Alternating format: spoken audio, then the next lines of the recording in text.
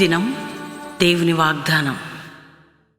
ఈ ఉదయకాల సమయంలో ఈ దినము దేవుని వాగ్దానం అని చక్కటి ఆత్మీయ కార్యక్రమానికి ప్రేమతో ఆహ్వానిస్తూ, ఎలా ఉన్నారు దేవుని బిడ్డలారా? మార్నింగ్ లేచారా? ప్రార్థన చేశారా? బైబిల్ చదువుతున్నారా? వేదన, దుఃఖము, కన్నీరు, బాధ, నష్టము, కష్టం మీ జీవితంలో కలిగిన ప్రభు అంటున్నాడు, నేనున్నాను కదా నీకు విడుదల ఇవ్వడానికి, నేనున్నాను కదా నిన్ను ధైర్యపరచడానికి, నేనున్నాను కదా నిన్ను ప్రోత్సాహపరచడానికి.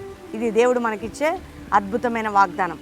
ఒకవేళ మారా అనుభవాలు, కష్టం, రోగం, ఇంకా ఏమో జరగబోతుంది, ఇంకా ఏదో మరణ భయం, ఇంకేదో రోగ భయం, కానీ దేవుని బిడ్డ ప్రతి విషయంలో గాయాలు, బాధలు, వీటన్నిటి నుంచి తప్పించుటకు నా దేవుడు సమర్థుడు. కాబట్టి ఈరోజు మీరు అందరూ ఎదురు చూస్తున్నారు దేవుడు నాతో మాట్లాడని చక్కటి శ్రేష్టమైన దేవుని వాగ్దానం చదువుకుందాం.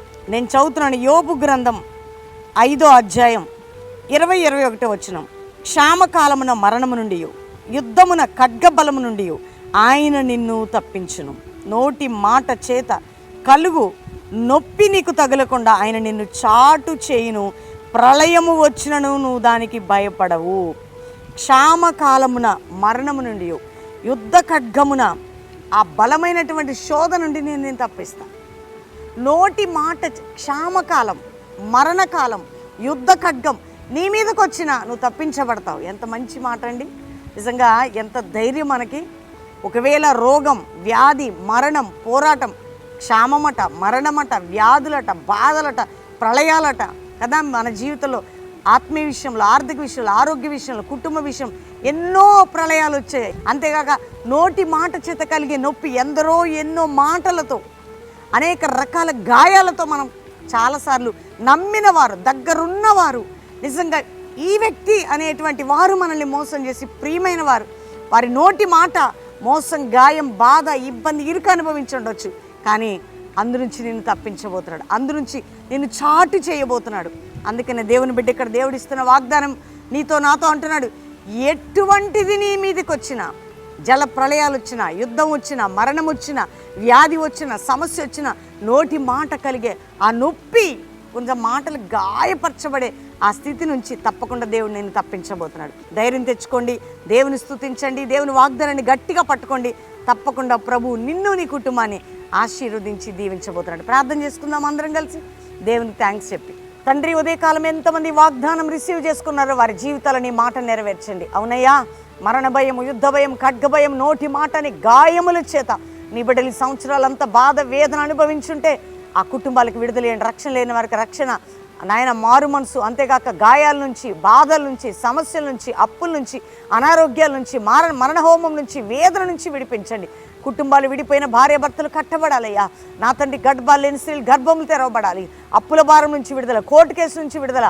ఇదిగో ప్రభావం, వాళ్ళ ప్రియులు హాస్పిటల్ ఉన్న, సీరియస్కున్న విడుదల కలగాల. చంటి పిల్లల్ని, పెద్దల్ని, వృద్ధుల్ని, ప్రతి ఒక్కరిని, ప్రపంచ భారతదేశం నలుమూలనున్న మా బిడ్డలందరినీ కాపాడమని ప్రార్థన చేస్తున్నాం. అయ్యా, ఈరోజు ఎవరిది మ్యారేజ్, నా కుటుంబానికి శుభము, దీవెన, ఆరోగ్యం ఈ సంవత్సరం అంతా కలుగును గాక. ఎవరిది బర్త్డే, వారిని దీవిస్తూ కృపాక్షేమం వారికి కలుగును గాక. మరొక్కసారి ప్రభా, ఎవరు ఈ వాగ్దానం రిసీవ్ చేసుకుంటున్నారో, షేర్ చేస్తున్నారు, వారికి ఈ వాగ్దానం నెరవేర్చబడును గాక అని యేసు నామములో అడుగుచున్నాము తండ్రి. Amen, amen, amen. నేను నమ్ముతున్నాను దేవుని బిడ్డలారా, ఈ ఉదయకాలం ఈ వాగ్దానాన్ని గట్టిగా పట్టుకోండి, లైక్ చేయండి, మంచి కామెంట్స్ పెట్టండి, షేర్ చేయండి. God bless you. Praise the lord.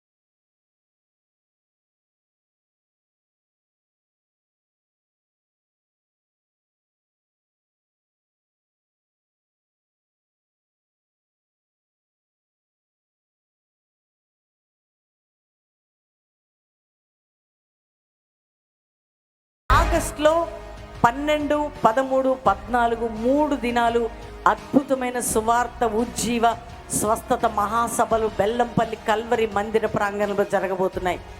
ఎంతమంది గత నెలలు, సంవత్సరాలు వచ్చి రక్షణ లేని వారికి రక్షణ, పాపక్షమాపణ, నానావిధ రోగముల స్వస్థత, ఆత్మీకంగా పడిపోయిన వారు వాక్యం ద్వారా నింపబడ్డారు, అభిషేకించబడ్డారు. ఎందరి జీవితాలు గత నెలల్లో కట్టబడ్డాయో, ఆగస్టు నెలల 12, 13, 14 3 దినాలు ఉపవాస ప్రార్థన. ఈ పండుగలకి పరిశుద్ధాత్మ దేవుడే గెస్ట్ స్పీకర్గా రాబోతున్నాడు. కాబట్టి ప్రేమతో మిమ్మల్ని ఆహ్వానిస్తున్నాం. మీరందరూ వచ్చి పాల్గొని దేవుని దీవెనలు పొందబోతున్నారు. God bless you.